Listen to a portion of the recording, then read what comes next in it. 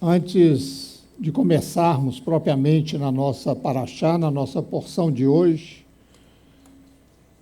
dizer que, não hoje, mas essa semana, é o aniversário da Dona Maia. Dona Maia está fazendo 84 anos no registro, porque aparentemente está fazendo 70 e poucos. E fico muito feliz dela estar aqui com a gente há mais ou menos entre 8 e 9 anos, desde que começamos na casa do Luiz, depois fomos para o hotel, ficamos mais alguns anos e agora aqui estamos completando esse ano 5 anos. Então, desejar para a senhora um dia muito feliz, é uma honra para a gente celebrar o seu aniversário aqui hoje, né, junto das pessoas que a senhora conhece. É uma honra para a gente poder abençoá-la e que Deus continue lhe abençoando ricamente, te dando paz, saúde, criatividade, porque a Dona Maia é uma artista plástica, tem peças maravilhosas, continue te dando essa criatividade, né? Que a senhora vai permanecer sempre próximo aos 70. Amém. A nossa porção hoje é Kitsá. Então, antes de entrar, eu gostaria de fazer um elogio ao João Benjamin, é o designer que cria o nosso convite, a nossa capa da Paraxá. Ele, ultimamente, eu até disse isso para ele, ele incorporou o espírito nosso da Paraxá e consegue, nessa montagem das suas fotos, consegue dizer exatamente do que se trata a Paraxá, né? Então, como o judaísmo é uma religião visual, ele realmente abraçou isso, né? E hoje consegue transmitir para a gente, através da foto, do que trata a nossa Paraxá. Então, apesar dele não estar aqui, parabéns, João Benjamin. Estamos gostando muito das suas criações. Continue assim. E agora, propriamente entrando na nossa Paraxá, Kitsá significa, então levarás. Ela está em Êxodo 30:11, a porção do Antigo Testamento, a porção dos profetas, a Haftará, é primeiro a Reis, e a porção do Novo Testamento é segundo aos Coríntios 3:1. Tema, eu sempre gosto de dar um tema para a nossa paraxá, para trazer as coisas para o dia de hoje, e o tema é: deveríamos levar a palavra de Deus tão a sério quanto eles levavam naquela época? E hoje também é um Shabat especial, chamado Shabat Pará, porque tem um texto a mais, que é no livro de Números 19, de 1 a 22, que trata da novilha vermelha. E a novilha vermelha, ela tinha uma função especial em todas as questões de pureza ritual e principalmente na purificação da lepra. Tem um texto aqui um pouco longo, mas que eu acredito ser a chave para compreendermos o próprio Deus, o seu caráter e a sua natureza. E ele disse: por favor, mostra-me a tua glória. Então ele disse: farei passar diante de ti toda a minha bondade e proclamarei diante de ti o nome do Senhor. Serei misericordioso com quem eu quiser e terei compaixão de quem eu tiver compaixão. Mas ele disse: você não pode ver minha face, porque ninguém me verá e viverá. E o Senhor disse: aqui está um lugar perto de mim, e você estará sobre a rocha. Assim será que, enquanto a minha glória passar, eu te colocarei na fenda da rocha e te cobrirei com a minha mão enquanto eu passar. Então tirarei a minha mão e você verá as minhas costas, mas a minha face não será vista. E o Senhor disse a Moisés: corta 2 tábuas de pedra como as primeiras, e nelas escreverei as palavras que estavam nas primeiras tábuas que quebraste. Portanto, esteja pronto pela manhã e suba pela manhã ao monte Sinai e apresente-se a mim lá no topo da montanha. E ninguém subirá convosco, e ninguém será visto em todo o monte, que nem rebanhos, nem manadas se alimentem diante daquele monte. Então, ele cortou 2 tábuas de pedra como as primeiras. Então Moisés levantou-se de madrugada e subiu ao monte Sinai, como o Senhor lhe ordenara, e ele pegou nas mãos as 2 tábuas de pedra. Agora o Senhor desceu na nuvem e ficou ali com ele, e proclamou o nome do Senhor.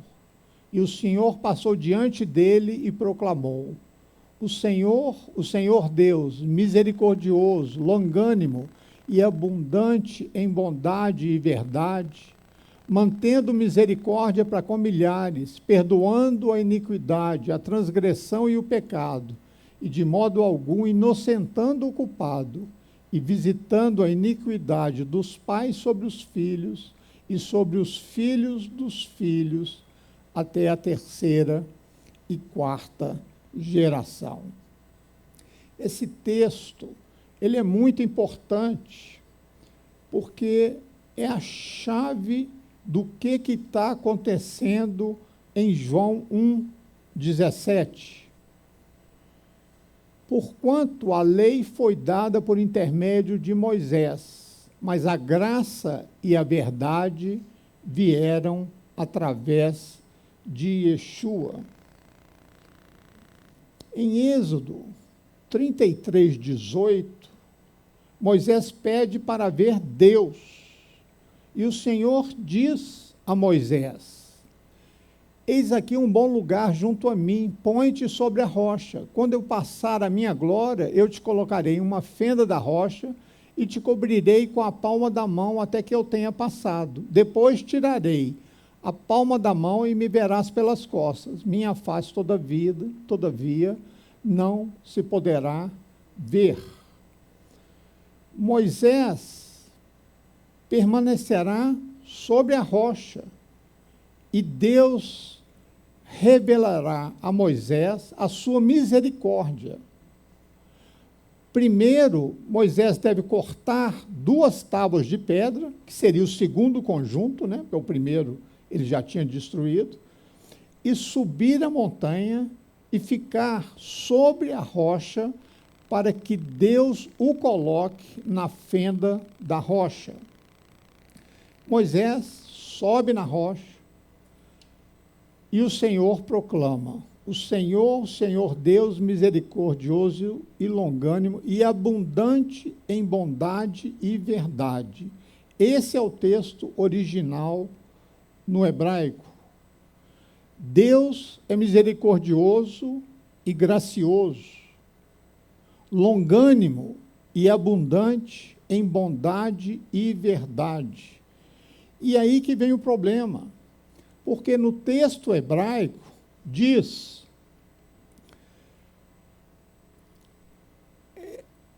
em hebraico, né, ele está dizendo o nome de Deus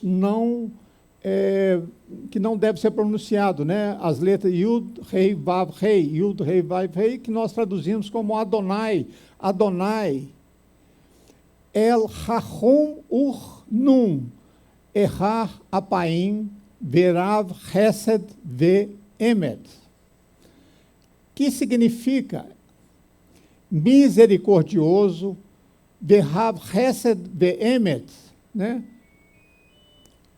Significa misericordioso e gracioso, lento em irar-se e cheio de graça e verdade. Essa é a tradução correta.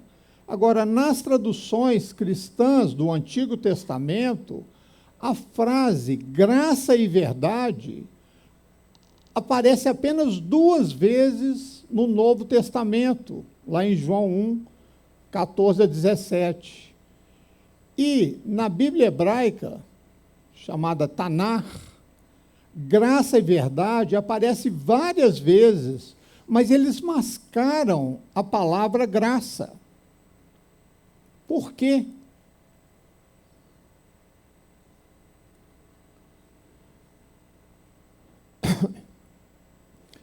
E o Senhor passou diante dele e proclamou: o Senhor Deus, misericordioso e longânimo, e abundante em bondade e verdade. Essa é a tradução de Êxodo 34:6, sempre falando bondade e verdade. Em 2 Samuel, e agora que o Senhor mostre bondade e verdade para com você, eu também lhe retribuirei essa gentileza, porque você fez isso. No Salmo 85, 10, a misericórdia e a verdade se encontram, a justiça e a paz se beijaram. E também em Provérbios, quer dizer, tem outras, mas eu peguei só 4 aí de amostra. Com misericórdia e verdade, a expiação é fornecida para a iniquidade, e pelo temor do Senhor, alguém se afasta do mal. E a razão deles mascararem essa palavra misericórdia e verdade é simples, é um mal entendido, exatamente por causa desse texto, porque a lei foi dada por meio de Moisés. A graça e a verdade vieram por Jesus Cristo. Então, se a graça e a verdade, no pensamento dos tradutores cristãos, se a graça e a verdade vieram de Yeshua, de Jesus Cristo, como poderia existir graça e verdade na Torá, que é no Antigo Testamento? E aqueles que não sabem o hebraico e não têm o costume de estudar o Antigo Testamento, nunca saberão que a graça e a verdade vêm das profundezas da natureza, do caráter de Deus. João capítulo 1 é, na verdade, a interpretação de um texto bíblico. É como se fosse um midrash, né? uma explicação do texto de Êxodo 33, 18. E é fácil ver esses 2 elementos no texto. Graça e verdade. Não deveríamos, então, levar a palavra de Deus tão a sério como Moisés e os filhos de Israel fizeram? Ler a porção semanal na Torá, que nós enviamos sempre na terça-feira, no máximo, para que todos possam chegar aqui e já terem lido do que se trata. Lê a porção dos profetas, lê a porção do Novo Testamento. Isso não leva mais do que meia hora. E, de repente, nós vamos perceber que estamos entendendo mais a palavra de Deus e seremos inspirados a buscar uma união mais estreita com o Deus Todo-Poderoso. Há muitas maneiras pelas quais o Senhor se comunica com seus filhos, mas só há uma maneira que está disponível para toda a humanidade: é ler, ouvir e passar tempo com Deus. Não há nenhum atalho para essa comunicação com Deus. Não há nenhum substituto para a leitura da palavra de Deus. A oração é importante, importantíssima. Mas normalmente é uma conversa unilateral. E às vezes a resposta demora dias, às vezes semanas, às vezes meses e às vezes até anos. Ler a palavra de Deus é uma gratificação instantânea, espiritual, intelectual. E o Espírito de Deus está incorporado em cada frase, em cada capítulo da sua palavra. Eu hoje de manhã até fiquei surpreendido. Eu fui tomar café em casa, né? Como sempre tomamos antes de sair. E a nossa auxiliar, eu nunca tinha falado com ela, né? Ela é analfabeta, ela não sabe ler. E ela falou assim: seu Simão, eu vi a sua pregação ontem à noite, que coisa maravilhosa, eu fiquei encantada, eu quero seguir, eu quero acompanhar, eu nunca vi palavras tão... Eu falei: as palavras não são minhas, eu falo o que está na Bíblia.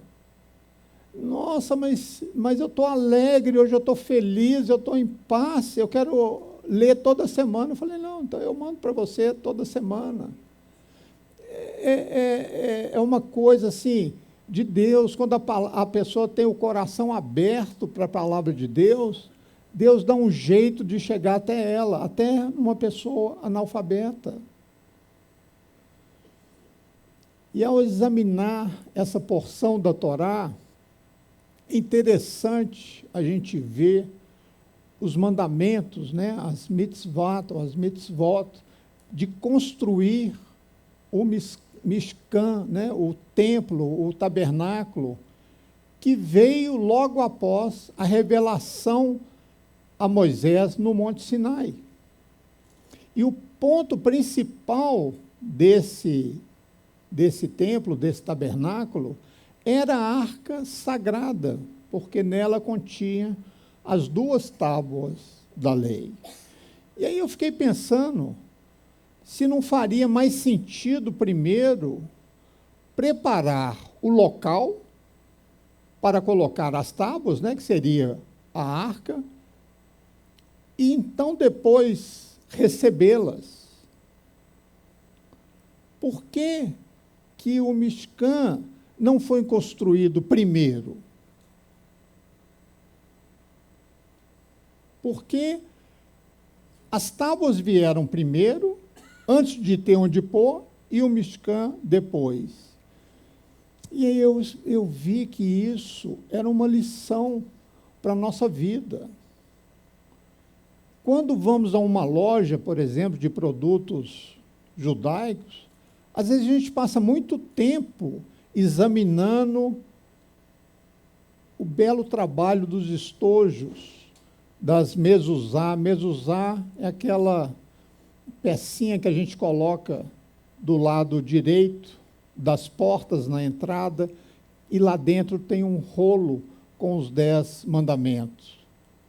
Então nós gastamos muito tempo escolhendo a mezuzá mais linda, mais bonita, mais bem feita, a mais artística, mas não gastamos o mesmo tempo olhando a qualidade daquele rolo que vem dentro do estojo.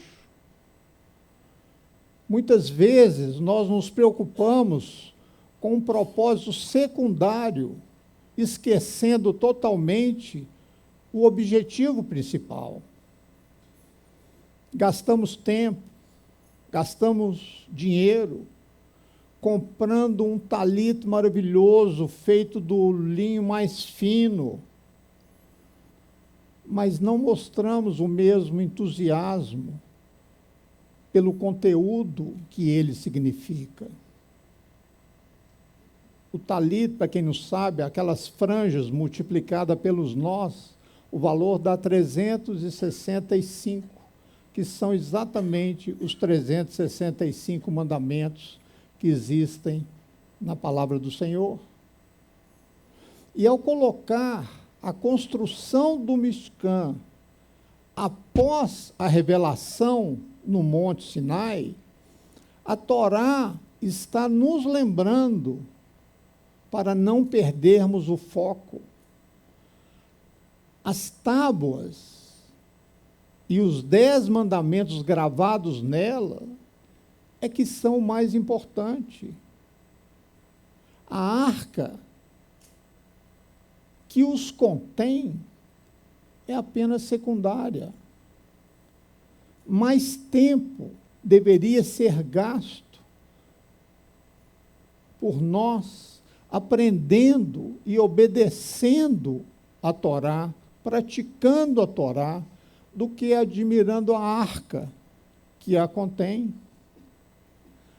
A ralá, aquele pão onde celebramos o Shabat na sexta-noite, não pode ser o nosso maior foco do Shabat. A congregação bonita que nós temos não pode ser mais apreciada do que a presença de Deus aqui neste lugar, do que as orações feitas aqui neste lugar. Não podemos deixar de lado as nossas prioridades de cumprir os mandamentos de Deus ao máximo das nossas capacidades. E essa paraxá, Kitissá, essa porção da Torá, começa com o Senhor ordenando a Moisés que faça um censo dos filhos de Israel. E aqui foi escolhida a palavra tissá, que significa carregar uma carga ou assumir um fardo. Quando fizeres o censo dos filhos de Israel pelo seu número, cada um dará ao Senhor um resgate por si mesmo, quando os contares, para que não haja praga entre eles quando os contares. A questão é a seguinte: o que há de errado em fazer um censo? Imediatamente após o censo, vem aqueles tristes acontecimentos da confecção do bezerro de ouro por Arão. Imediatamente após essa tragédia do bezerro de ouro, surge uma discussão entre Moisés e o Senhor sobre a liderança nessa jornada até Canaã e a grande revelação do Senhor a Moisés. Nesse censo, ninguém estava isento. Jovens, idosos, tinham que dar meio ciclo de prata para ser contado no censo. Isso significa que cada alma que estava naquele acampamento, durante a entrega da Torá no Monte Sinai, tinha um investimento feito naquele tabernáculo. Cada alma do acampamento de Israel era igual, porque todos deram o mesmo valor, meio ciclo. Os ricos não deram mais, e os pobres não deram menos. E essa igualdade desempenhou um papel importante na mente das pessoas para os acontecimentos que se seguiram no futuro. O censo estabeleceu o número dos filhos de Israel e a sua igualdade perante Deus, mas também a igualdade na responsabilidade pelos acontecimentos que se seguiram. Portanto, a responsabilidade de cada um foi igualmente compartilhada. E talvez seja por isso que o Senhor não matou Arão, que foi ele que fez o bezerro de ouro e foi ele que chamou o povo para adorá-lo. E essa igualdade de direitos e responsabilidades, ela não é absoluta, ela é relativa.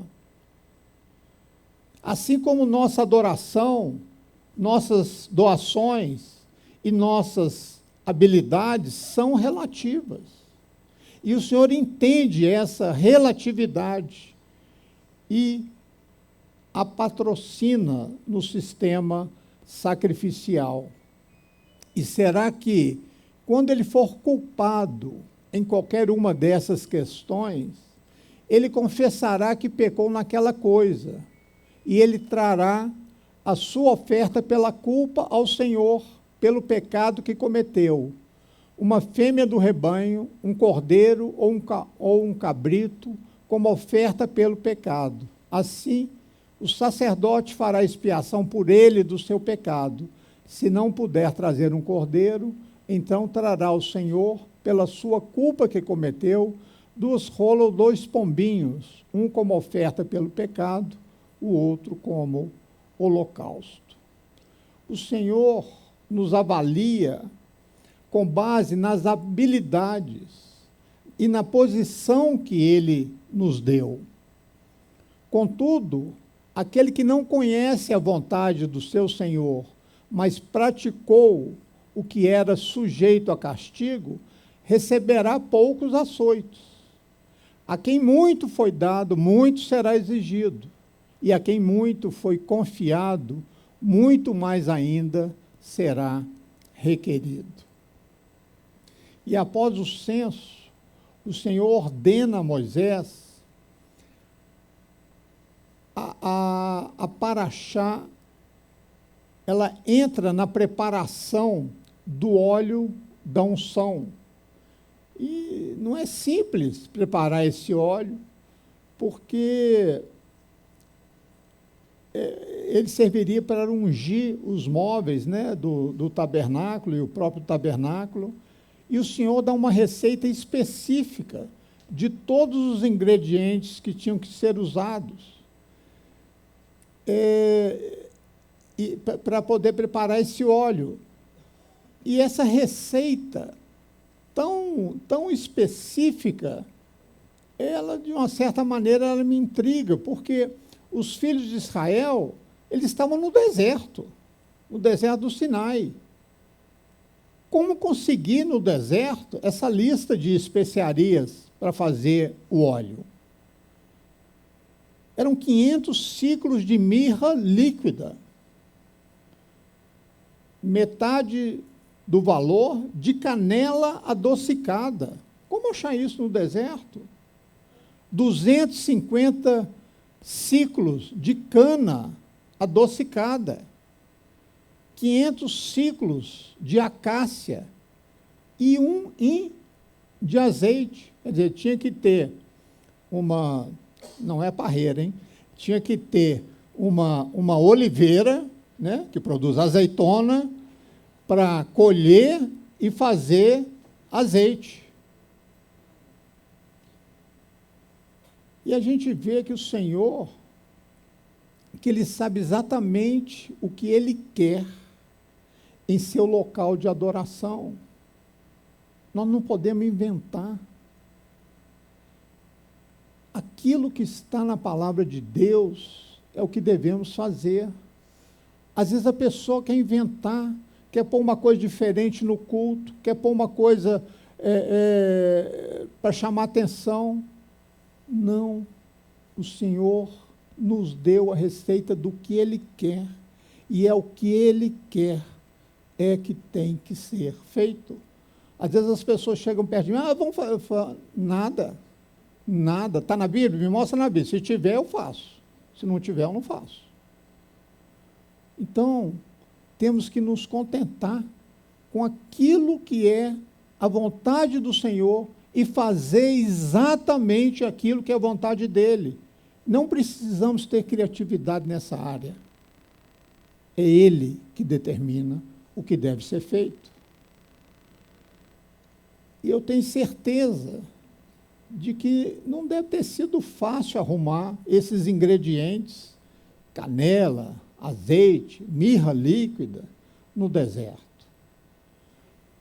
Mas o Senhor, Ele nunca abriu a adoração a ser feita a Ele no tabernáculo para cada um fazer da maneira que quer, cada um fazer da maneira que acha.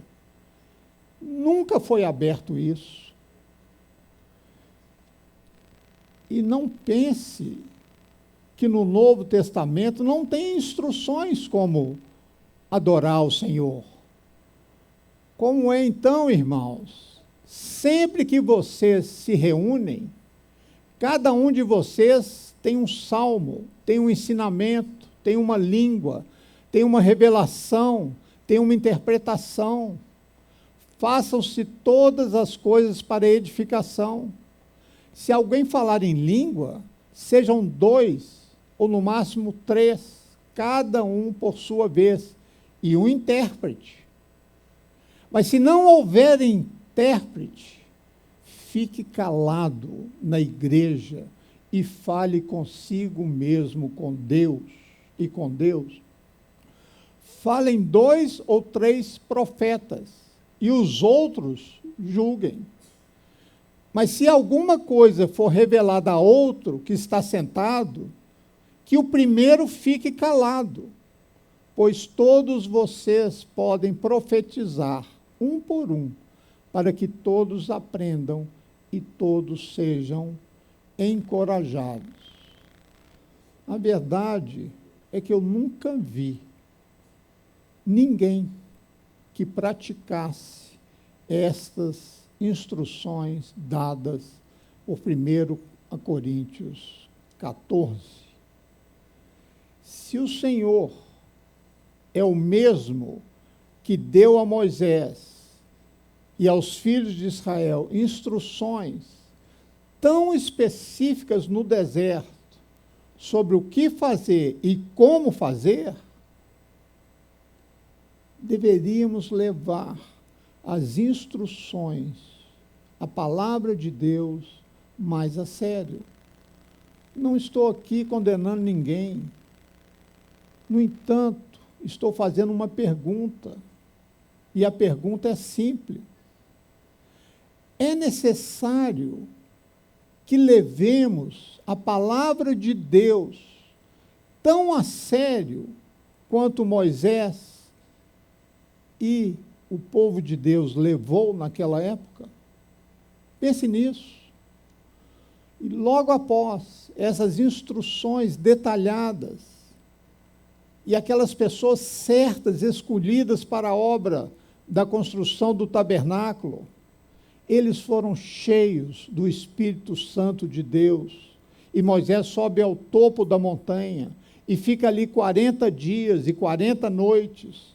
Os israelitas não têm muita paciência, e eles vão lá em Arão e perguntam: venha, faça-nos deuses que irão adiante de nós, pois quanto a este Moisés, o homem que nos tirou da terra do Egito, não sabemos o que lhe aconteceu. Veja as palavras exatas que os líderes de Israel usaram. Façam-nos deuses que irão adiante de nós. A exigência aqui Não é que eles se tornem um Deus, mas no plural, deuses que os conduzam através do deserto. Quando as pessoas se afastam da palavra de Deus e começam a ter desejos contrários à palavra de Deus, não há mais limite. A idolatria, ela não se insinua simplesmente. A idolatria, ela surge como uma manada de bois selvagens correndo pela planície, e tudo que está no seu lugar, no seu caminho, é esmagado sob os seus pés. O compromisso com a restauração da igreja do Novo Testamento não é um compromisso de pedir deuses que nos capacitem a fazer o que quisermos e quando quisermos. É um compromisso de fazer o que a igreja primitiva, a igreja do primeiro século fez. E aí replicar a sua fé, a sua dedicação e ser fiel ao cumprir a palavra do Senhor. Não foi fácil e custou muito caro ficar ao lado de Deus, do Deus de Israel.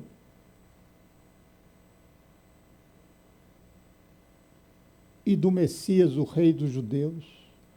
A restauração da igreja do primeiro século é também a restauração do mesmo poder, dos mesmos dons e da mesma mensagem. E eu, irmãos, quando fui ter convosco, não fui com excelência de palavra ou de sabedoria, declarando-vos o testemunho de Deus, pois decidi não saber coisa alguma entre vós, exceto a Yeshua e este crucificado. Estive convosco em fraqueza, com medo e com muito temor. E a minha palavra e a minha pregação não consistiram em palavras persuasivas de sabedoria humana, mas em demonstração do Espírito e de poder, para que a vossa fé não se apoiasse na sabedoria dos homens, mas no poder de Deus. Como homens de Deus, servimos a Deus e ensinamos a palavra de Deus, e precisamos lembrar constantemente dessas palavras. Qual é o nosso chamado? Qual deve ser a nossa tarefa na vida? Tenho certeza que fazendo isso com frequência, isso nos manterá humildes. Kitsá conta um dos momentos mais chocantes dos 40 anos no deserto. Menos de 6 semanas após a revelação, na história da religião, eles fizeram o bezerro de ouro. Acontece o que aconteceu ali no Monte Sinai. Ouvir a voz de Deus, ouvir a manifestação de Deus.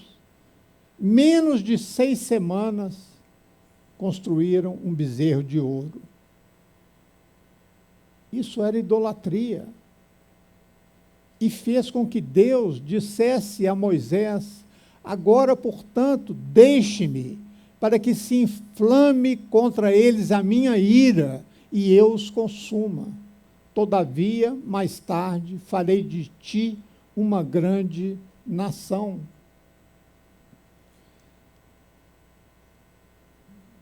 Vamos ver aqui e analisar aqui o papel de Arão, o papel que Arão desempenhou, porque ele foi o líder, de fato, do povo na ausência de Moisés. A autoridade era dele. E foi a ele que os israelitas foram com aquela proposta de faça-nos Deus.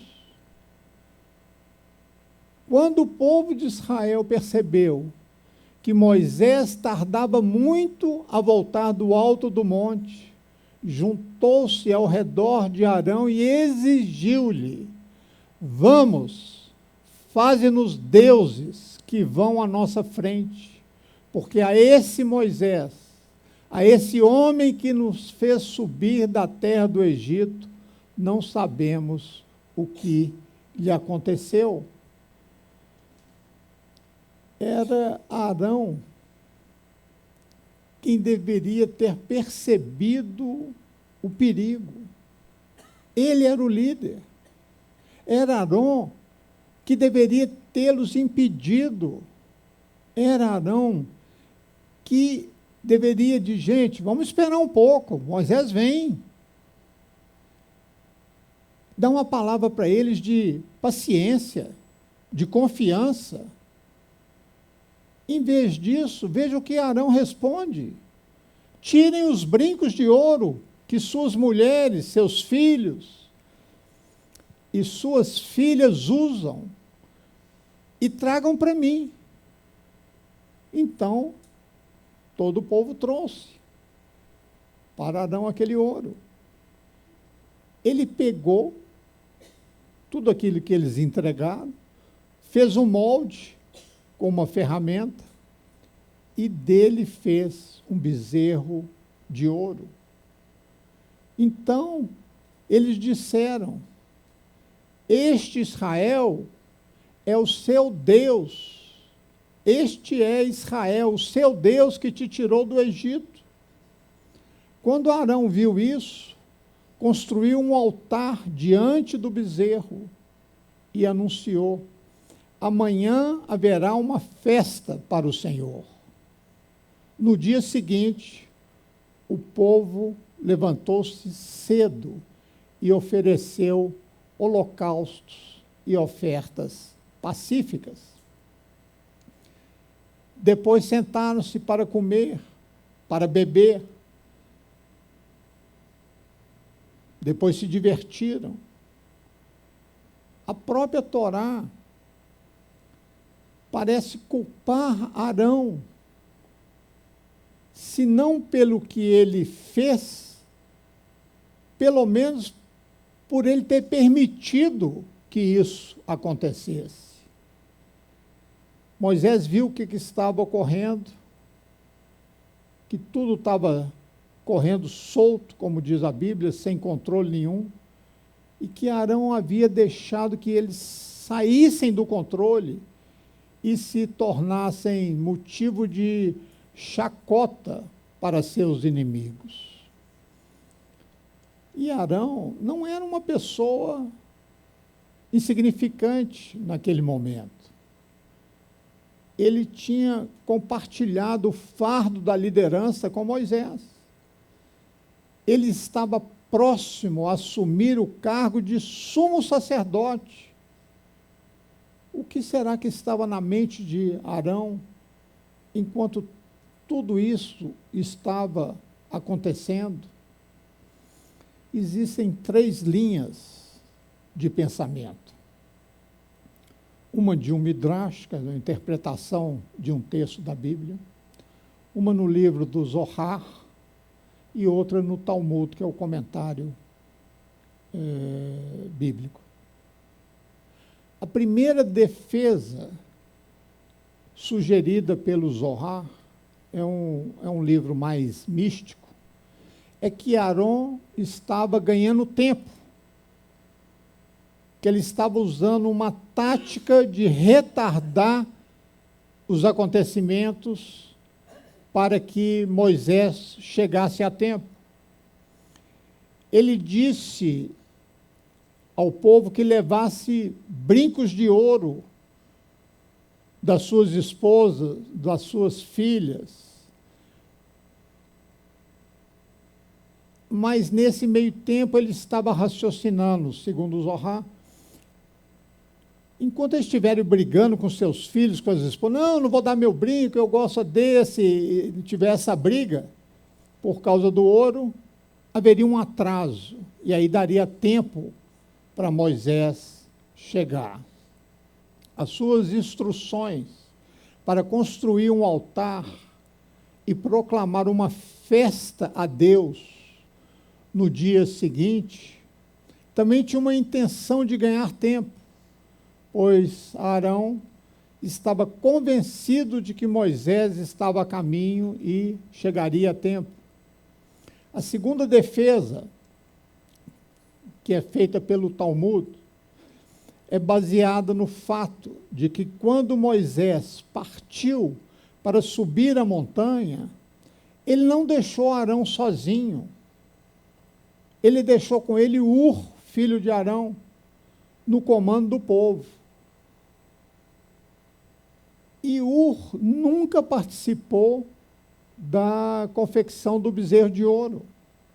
De acordo com o Talmud, Ur se opôs ao povo de construir o bezerro, dizendo que o que eles estavam prestes a fazer era uma coisa errada, era uma coisa que desagradaria tremendamente a Deus. Então, ele foi morto pelo povo. E Arão, então, decidiu que se ele prosseguisse com a confecção do bezerro de ouro, seria mais seguro para ele.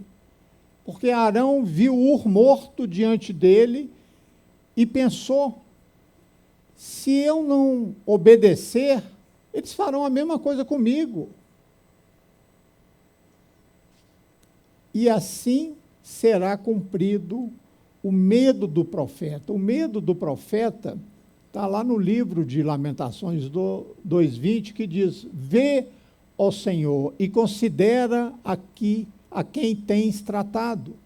Acaso comerão as mulheres o fruto de si mesmo, as crianças que trazem nos braços?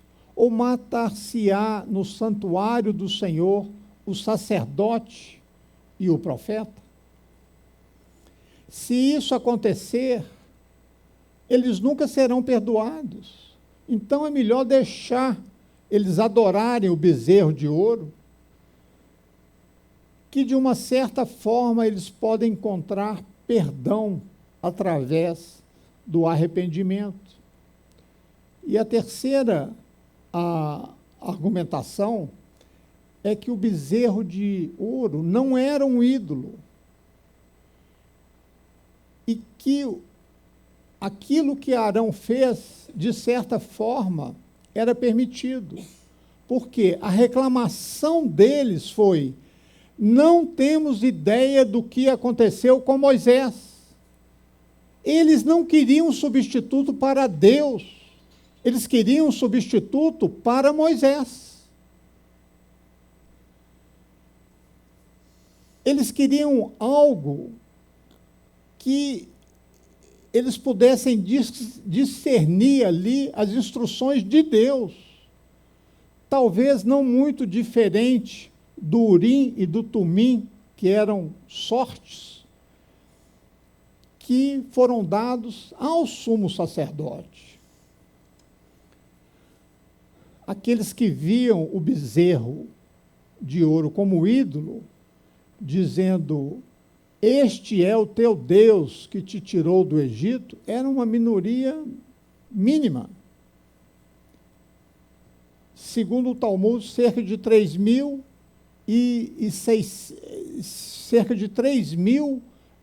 israelitas, perto dos 600 mil que existiam, era uma voz que nem se ouvia.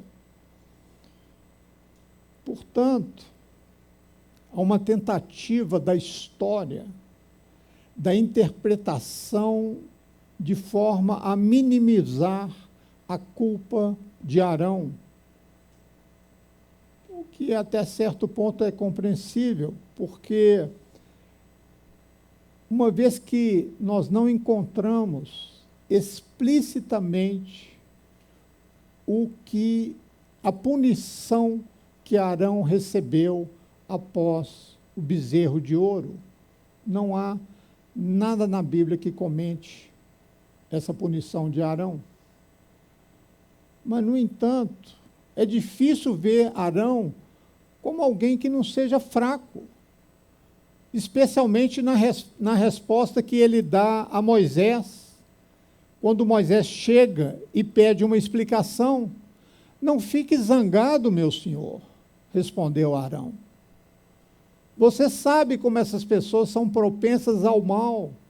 Eles me disseram, faça-nos Deus que irá diante de nós. Então eu lhes disse, quem tiver alguma joia de ouro, tire-a. Então eles me deram o ouro e eu joguei no fogo e, pum, saiu um bezerro.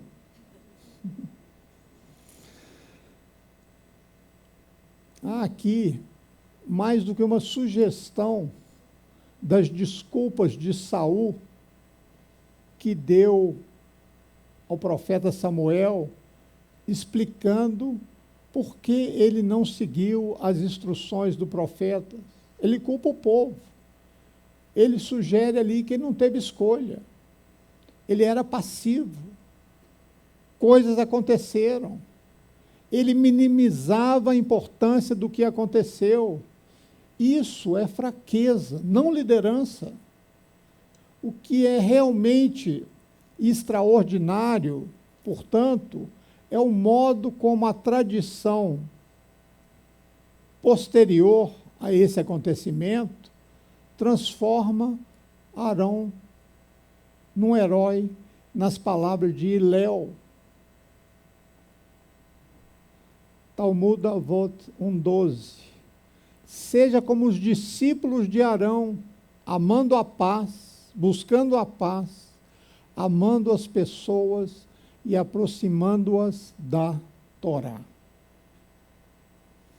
Existem contos populares, famosos, sobre Arão, que diz que ele transformava inimigos em amigos, transformava pecadores em observadores da lei.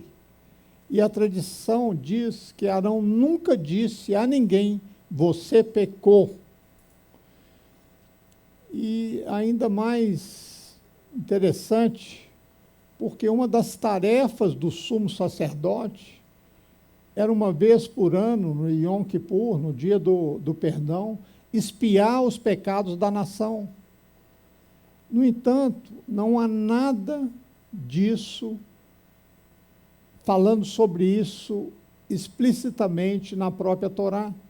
A única prova que é citada pelos sábios é a passagem de Malaquias. Minha aliança foi com ele de vida e paz. Ele caminhou comigo em paz e retidão e desviou muitos do pecado. Mas Malaquias está falando aqui sobre o sacerdócio de um modo geral, e não sobre aquela figura histórica de Arão especificamente. E talvez a passagem mais instrutiva dessa discussão esteja no próprio Talmud, em Sanhedrin 6b. O Talmud,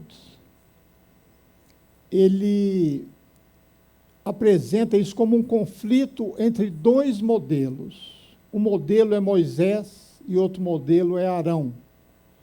O lema de Moisés era: deixa a lei perfurar a montanha, quer dizer, deixa o barco correr. Arão, no entanto, amou a paz e buscou a paz e fez a paz entre os homens. Moisés era um homem da lei, Arão, um homem da mediação. Moisés era um homem de verdade, Arão, um homem de paz. Moisés buscava justiça, Arão buscava resolver conflitos. E há uma diferença real entre essas duas abordagens: verdade, justiça e lei. Se somarmos essa equação, a soma dará sempre zero. Porque se x for verdadeiro, y é falso. Se x está certo, y está errado. A mediação, a resolução de conflitos, o compromisso, as virtudes do tipo de Arão, são todas tentativas de um resultado diferente de zero, em que ambos os lados sintam que foram ouvidos e a sua reivindicação, pelo menos uma parte, foi honrada. O Talmud coloca isso de forma brilhante por meio desse comentário. Julgue a verdade e a justiça da paz nas suas portas. O Talmud pergunta, o que a frase juiz de paz pode significar? Porque se há justiça, não há paz. Se há paz, não há justiça. O que é justiça da paz? E ele mesmo responde, significa julgamento. Julgamento. Porque quando não há julgamento, não há paz e não há justiça. Mas quando há o julgamento de um juiz temente a Deus, há paz, mesmo que as partes não sejam todas agraciadas. Voltando a Moisés, a Arão, ao bezerro de ouro, embora seja claro que Deus e Moisés consideravam o bezerro de ouro um grande pecado, a disposição de Arão em pacificar o povo, tentando ganhar tempo, ela não estava totalmente errada. Certamente, naquele momento, o povo precisava de um Moisés, não de um Arão. Mas, noutras circunstâncias, e a longo prazo, precisavam de ambos. Moisés, com uma voz de verdade e justiça, e Arão, com a competência humana de conciliar e trazer a paz. E foi assim que Arão finalmente emergiu como pacificador. A paz não é uma virtude, não é a única virtude, e a promoção da paz não é a única tarefa da liderança. Nunca podemos esquecer que quando Arão foi deixado para liderar, o povo fez um bezerro de ouro. Nunca pense que uma paixão pela verdade e pela justiça já é o suficiente. Moisés precisava de um Arão para manter o povo unido. Resumindo, liderança é a capacidade de manter unidos diferentes temperamentos, diferentes vozes e diferentes valores que muitas vezes são conflitantes. Toda equipe de liderança precisa de um Moisés e também de um Arão. Uma voz de verdade e uma voz que faça reinar a paz. Shabbat Shalom.